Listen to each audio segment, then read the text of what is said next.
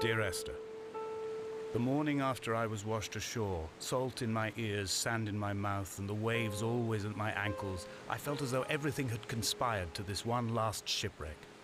I remembered nothing but water, stones in my belly and my shoes, threatening to drag me under to where only the most listless of creatures swim.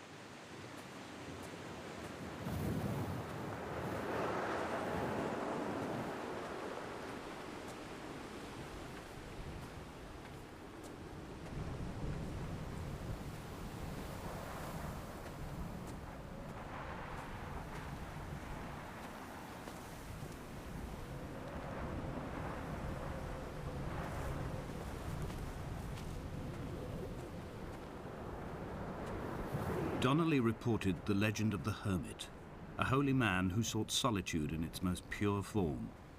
Allegedly, he rode here from the mainland in a boat without a bottom, so all the creatures of the sea could rise at night to converse with him. How disappointed he must have been with their chatter. Perhaps now, when all that haunts the ocean is the rubbish dumped from the tankers, he'd find more peace. They say he threw his arms wide in a valley on the south side and the cliff opened up to provide him shelter. They say he died of fever 116 years later. The shepherds left gifts for him at the mouth of the cave, but Donnelly records they never claimed to have seen him. I have visited the cave and I have left my gifts, but like them, I appear to be an unworthy subject of his solitude.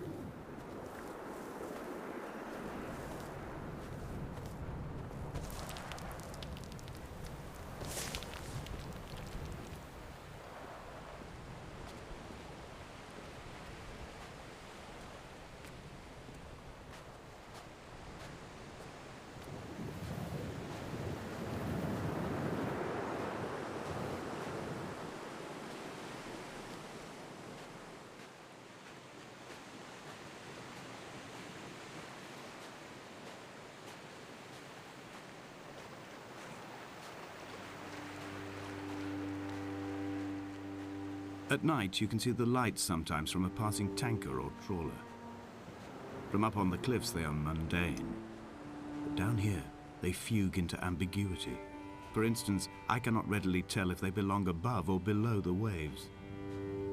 The distinction now seems banal. Why not everything and all at once? There's nothing better to do here than indulge in contradictions whilst waiting for the fabric of life to unravel.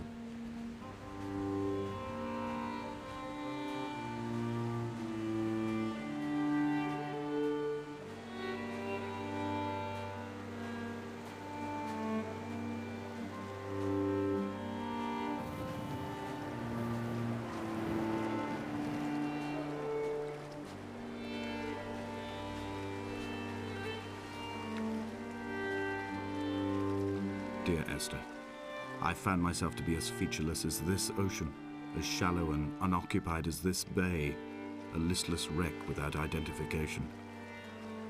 My rocks are these bones, and a careful fence to keep the precipice at bay. Shot through me caves, my forehead a mount. This aerial will transmit into me so. All overexposed, the nervous system, where Donnelly's boots and yours and mine still trample. I will carry a torch for you. I will leave it at the foot of my headstone. You will need it for the tunnels that carry me under.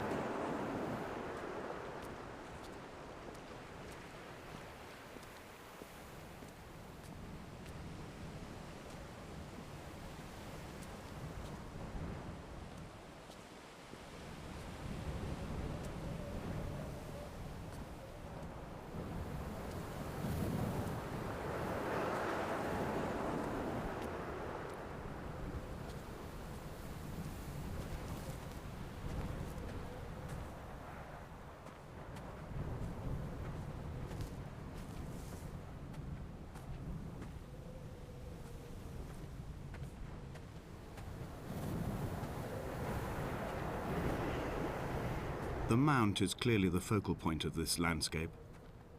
It almost appears so well placed as to be artificial. I find myself easily slipping into the delusional state of ascribing purpose, deliberate motive to everything here. Was this island formed during the moment of impact? When we were torn loose from our moorings and the seatbelts cut motorway lanes into our chests and shoulders, did it first break surface then?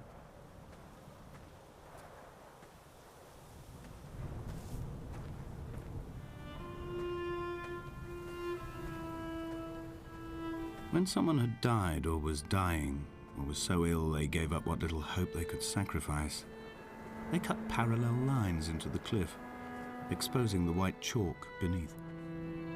You could see them from the mainland or the fishing boats, and know to send aid or impose a cordon of protection, and wait a generation until whatever pestilence stalked the cliff paths died along with its hosts.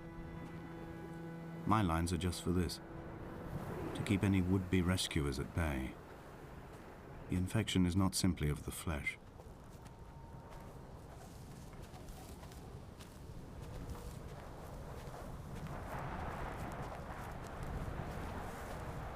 I quote directly: a motley lot with little to recommend them. I have now spent 3 days in their company. That is, I fear, enough for any man not born amongst them. Despite their tedious inclination to quote scripture, they seem to me the most God-forsaken of all the inhabitants of the Outer Isles. Indeed, in this case, the very gravity of that term, forsaken by God, seems to find its very apex. It appears to me that Donnelly, too, found those who wander this shoreline to be adrift from any chance of redemption. Did he include himself in that, I wonder?